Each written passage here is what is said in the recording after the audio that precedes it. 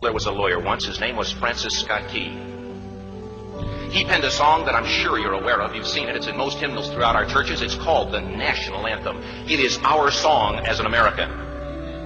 We go, however, to a ball game. We stand in our church services and we sing the words of that song, and they float over our minds and our lips, and we don't even realize what we're singing. Most of us have memorized it as a child, but we've never really thought about what it means. Let me tell you a story.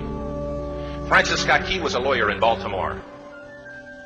The colonies were engaged in vicious conflict with the mother country, Britain. Because of this conflict and the protractedness of it, they had accumulated prisoners on both sides. The American colonies had prisoners and the British had prisoners. And the American government initiated a move. They went to the British and they said, let us negotiate for the release of these prisoners. They said, we want to send a man out to discuss this with you. They were holding the American prisoners in boats about 1,000 yards offshore. And they said, we want to send a man by the name of Francis Scott Key. He will come out and negotiate to see if we can make a mutual exchange. On the appointed day, in a rowboat, he went out to this boat and he negotiated with the British officials. And they reached a conclusion that men could be exchanged on a one-for-one basis. Francis Scott Key, jubilant with the fact that he'd been successful, went down below in the boats, and what he found was a cargo hold full of humanity, men. And he said, men, I've got news for you tonight. You're free. He said, tonight I have negotiated successfully your return to the colonies. He said, you'll be taken out of this boat, out of this filth, out of your chains. As he went back up on board to arrange for their passage to the shore, the admiral came and he said, we have a slight problem. He said, we will still honor our commitment to release these men, but it'll be merely academic after tonight. It won't matter. And Francis Scott Key said, what do you mean? He said, well, Mr. Key, he said, tonight we have laid an ultimatum upon the colonies. Your people will either capitulate and lay down the colors of that flag that you think so much of, or you see that fort right over there, Fort Henry? He said, we're going to remove it from the face of the earth. He said, how are you going to do that? He said, if you will, scan the horizon of the sea. And as he looked, he could see hundreds of little dots. And he said, that's the entire British war fleet. He said, all of the gunpowder, all of the armament is being called upon to demolish that fort. It will be here within striking distance in a matter of about 2.5 hours. He said, the war is over. These men would be free anyway. He said, you can't shell that fort. He said, that's a large fort. He said, it's full of women and children. He says, it's predominantly not a military fort. He said, don't worry about it. They said, we've left them a way out. And he said, what's that? He said, do you see that flag way up on the rampart?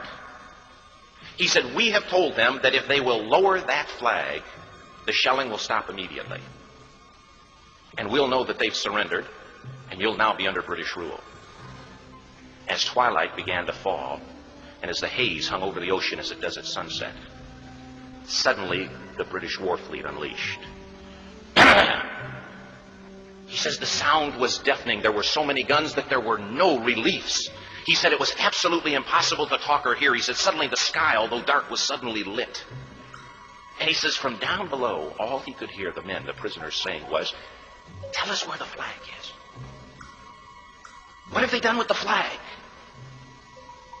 Is the flag still flying over the rampart? Tell us. 1 hour, 2 hours, 3 hours into the shelling. Every time the bomb would explode and it would be close to the flag, they could see the flag in the illuminated red glare of that bomb, and Francis Scott Key would report down to the men below, it's still up. It's not down. The admiral came and he said, your people are insane. He said, what's the matter with them? He said, don't they understand this is an impossible situation? Francis Scott Key said he remembered what George Washington had said. He said the thing that sets the American Christian apart from all other people in the world is he will die on his feet before he'll live on his knees. The admiral said, we have now instructed all of the guns to focus on the rampart to take that flag down. He said, we don't understand something. Our reconnaissance tells us that that flag has been hit directly again and again and again, and yet it's still flying. We don't understand that. But he said, now we're about to bring every gun for the next 3 hours to bear on that point. Francis Scott Key said the barrage was unmerciful. All that he could hear was the men down below praying. The prayer. God, keep that flag flying where we last saw it. Sunrise came. He said there was a heavy mist hanging over the land, but the rampart was tall enough.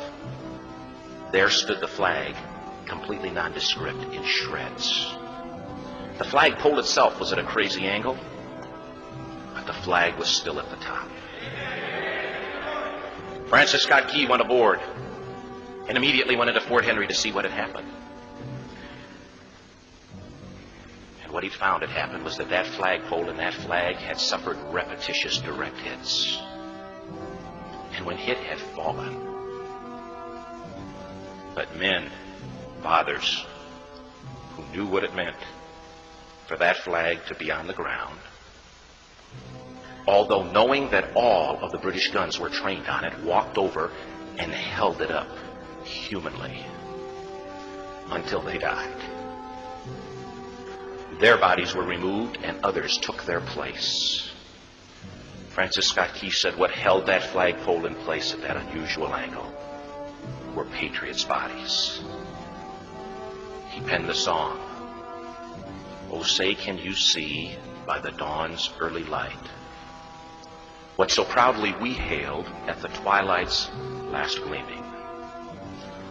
O'er the rocket's red glare, the bombs bursting in air, gave proof through the night that the flag was still there. Oh, say, does that star-spangled banner yet fly and wave o'er the land of the free and the home of the brave?" The debt was demanded.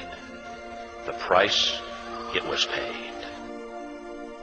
Oh, say, can you see by the dawn's early light what so proudly we hailed at the twilight's last gleaming, whose broad stripes and bright stars through the perilous fight o'er the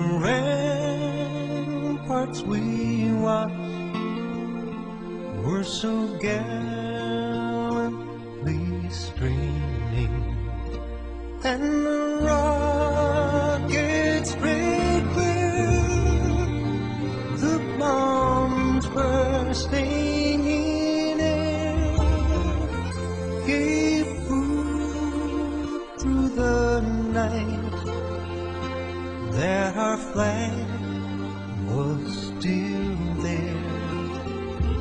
Oh, say, does that star-spangled banner